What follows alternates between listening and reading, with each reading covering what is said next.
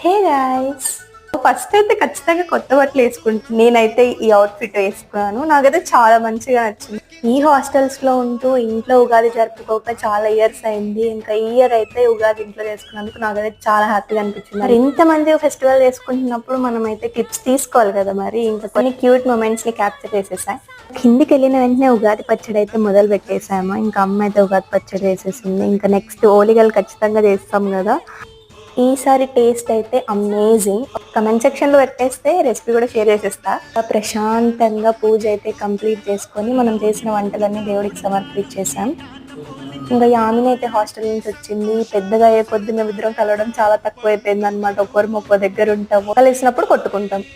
ఇంకా ఉగాది రోజు స్పెషల్ అంటే ఉగాది పచ్చడే కదా. మన లైఫ్ లాగానే రుచి కూడా రకరకాలుగా ఉంది. ఓలిగా, చిత్రాన్నం, ఆలు కర్రీ, అప్పడాలు, ఓలిగ రసం, అన్నం, పప్పు,